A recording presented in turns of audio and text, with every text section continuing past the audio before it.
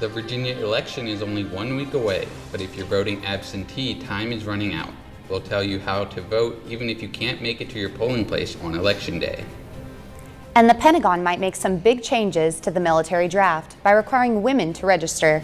Here's how it could impact you. District Wire News starts right now.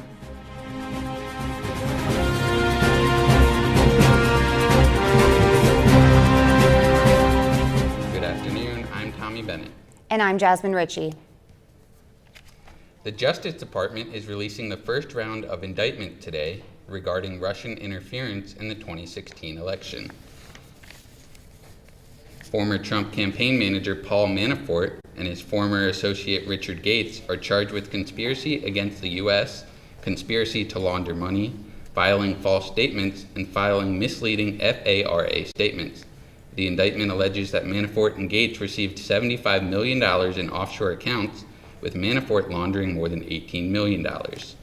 In a White House press briefing, Sarah Huckabee Sanders says today's indictments have nothing to do with President Trump or his campaign.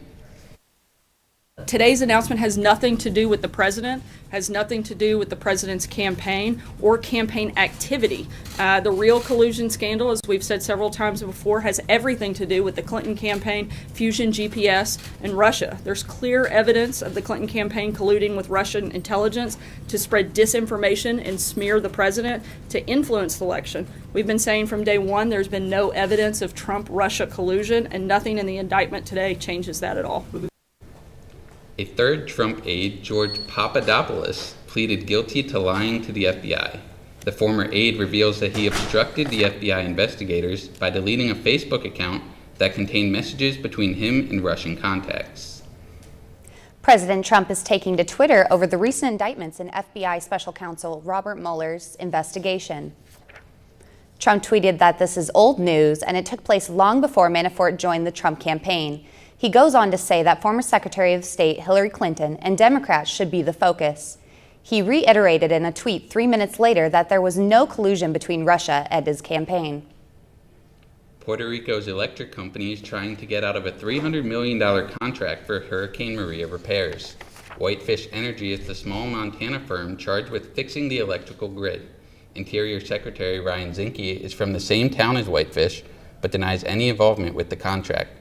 Puerto Rico Governor Ricardo Rossello says the controversy is distracting from the repairs.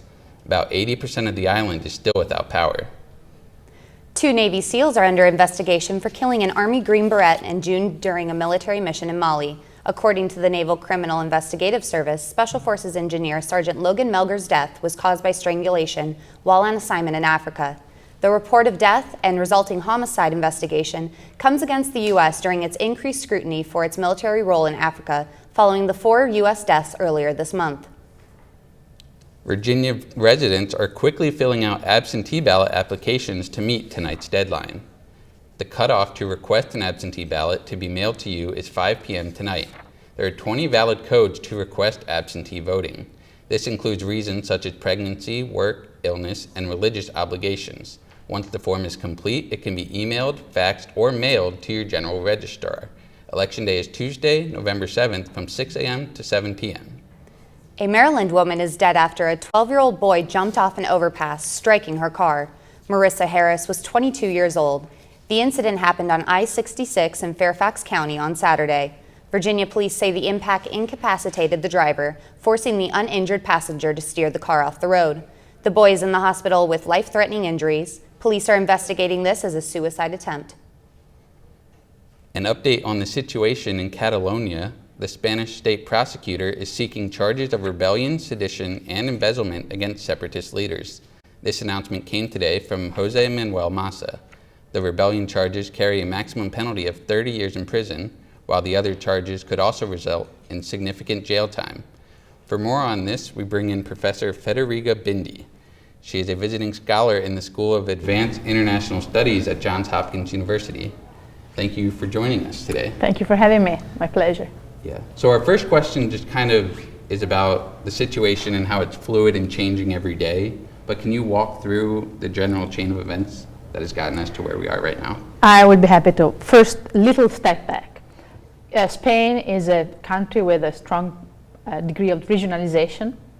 And a few years ago, Catalonia tried to have a statue with greater autonomy, just like the Basque Country has. And they approved the statue. They sent it to Madrid for approval. Madrid changed it, sent it back. They approved, but then they voided it. So there is a little bit of a back history to that. Then this Puigdemont was elected. Puigdemont has always been, as a president of the region, he has always been an independentist. And he organized a referendum where only part of the population went voting, and the part of the population that went voting overwhelmingly voted for independence. And then he declared independence. And Madrid, as a consequence, they said, tell me what you did. Did you really declare independence or you didn't? And when Puigdemont confirmed, they said they would use the Constitution, Article 155, to take away powers from Catalonia, which is what they did. So from a legal point of view, the government of Catalonia has no powers anymore. Catalonia is ruled directly by Madrid. A new election has been called for December 21st. So this is where we are now. Absolutely. And I know this is an unprecedented situation, but what does this mean for other EU governments?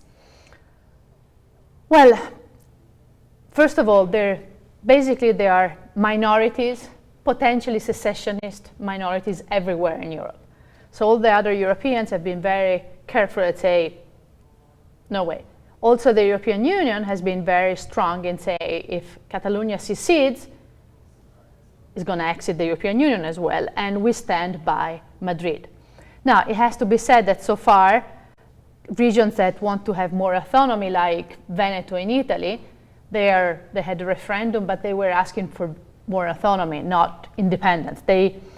Apparently in the rest of Europe, at least so far, this movement understand that if they exit the country, they also exit the European Union, and therefore they lose a lot of income and benefits.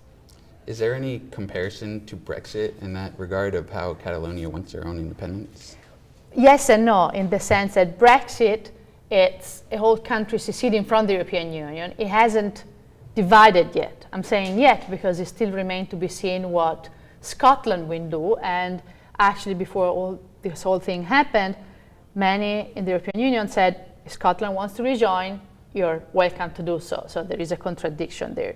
Yes, there is, because we're already seeing that Britain is going to suffer tremendously from an economical point of view, if not from an influence point of view, by exiting the European Union. So how the Catalans can think that they can be better off outside the European Union, it's not clear to me.